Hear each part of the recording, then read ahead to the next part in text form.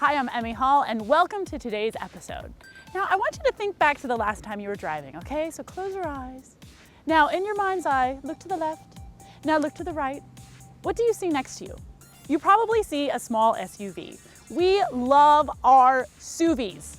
And this one here, the 2013 Mercedes-Benz GLK, was introduced in 2010, but this year it's got a brand new glamour makeover from the interior all the way up to the new engine. Mercedes-Benz has taken the time to bring this GLK more in line with the rest of their crossovers. The front's a bit more curvy with a better shaped grille, and you've got some air intakes, but they're fake. Oh, and did I mention the chrome? It's on the grille, it's on the window trim, it's on the tips of the dual exhaust, saying, yes, I am slightly rugged, but please, I'm classy too, so don't chip my nail polish.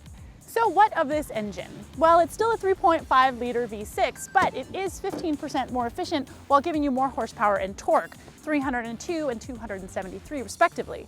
Now that's a lot better than last year where you got 268 horsepower and 258 pound-feet of torque. Now there's a couple things I noticed from this vantage point. The first is that in addition to a 12-volt charger back here, you also have a 115-volt over here, which means that you can charge your battery pack when you're out on video shoots, right, Andrew? There's also a first aid kit down here, which is something that every car should have. And in addition, I bet you didn't know this, but there's a canopy bed. It's great. So I'm making a bit of a change to the trademark laundry basket rating. From now on, they will be done with the seats folded up. It's only fair. Now this car, as you saw before, has about 55 cubic feet of space. I could lay down in the back pretty comfortably. With the seats up, you have about 23. Now that's enough for 2 laundry baskets and almost me. I think I can, wait. No, dude, come on, man. Don't get paid enough for this. Now in the 2012 model, the gear shift was down here on the center console. Instead, they've moved it up here to the steering column, so you get a little bit of storage down here. And also, it means that your cup holders have been moved forward a little bit.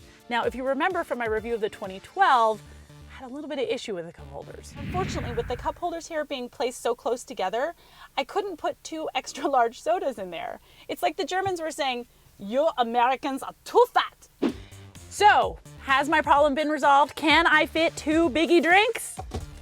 Let me see. Yay! Problem resolved! That is awesome. Of course, the most awesome thing in this car is the panoramic sunroof. Holla! But honestly, I really think that this interior has moved this car forward into what Mercedes-Benz customers really expect. Instead of a boxy utilitarian look from the 2012, instead you get a nice understated elegance with the leather, the wood accents, and the chrome accents.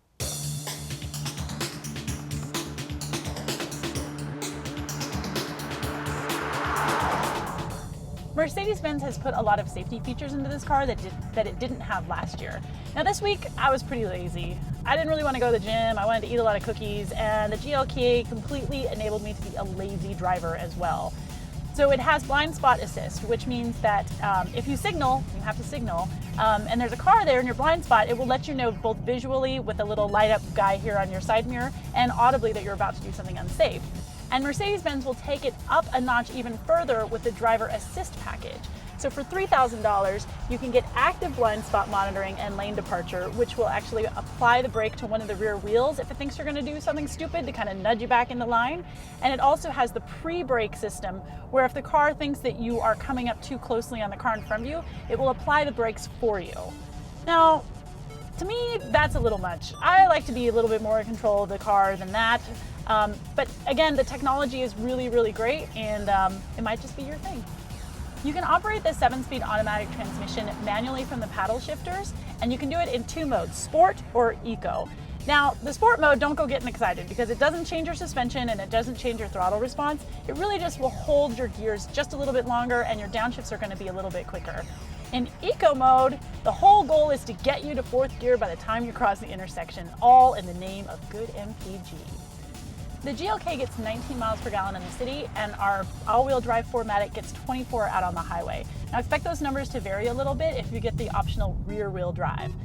New for this year is the stop-start technology. So when you come to a complete stop, the car's engine will shut off, and then as soon as you lift your foot off the brake, it will start again, saving you a lot of miles in stop-and-go traffic. Now, a lot of manufacturers like you to believe that it will start instantly like that, and it's just not true. But I am happy to report that this one definitely goes very quickly from completely off to completely on. Also new for this year is the replacement of the hydraulic power steering with electric. Well, they've done a pretty good job with this one. You still get a fair amount of feedback, and it doesn't suffer from that crazy parking lot syndrome where you can drive it with your finger. It actually starts out with a little bit of resistance, and it weights up nicely the faster you go. The fine folks at Mercedes seem to have almost found that sweet spot, suspension-wise, between being too harsh and being just comfortable. I say almost because it does ride a little bit on the floaty side. And my daily commute is through a basically construction zone that's been construction zony for over a year, and I've gotten really good at swerving around the potholes that I know are there, and the GLK did that just fine. In fact, it even was able to take a few for the team when I hit those potholes that were kind of brand new that I didn't know. The 2013 Mercedes-Benz GLK 350 starts at just above $37,000. But our test model here is loaded up with options, and it can easily go into the low 50s, so be careful. Now, word on the street is that Mercedes-Benz is going to offer a 190 horsepower, 2.1 liter, 4-cylinder, turbocharged diesel in the Mercedes-Benz GLK 250 sometime in 2013. So if you like your engines torquey, you may just want to wait. That's it for this week. I am Emme Hall. Thank you so much for watching. Yay! I'm always so pleased when you come by. Hey, you can join our YouTube community by subscribing to our channel and leaving me your comments. What I do is I write them down on little pieces of paper, and then I stick them in my pocket so I can find them throughout the day. They're like little love notes. You can also find me on Facebook and the Twitters. Thanks so much. Have a groovy day. Bye-bye. Hi, I'm Emme Hall, and welcome to today's episode. Oh, I don't know. I don't remember. Did I? Okay. What are you doing? Where are these people going? Is this a shortcut? I swear, I don't understand where they go. There's probably some big jamboree party thing. Jamboree?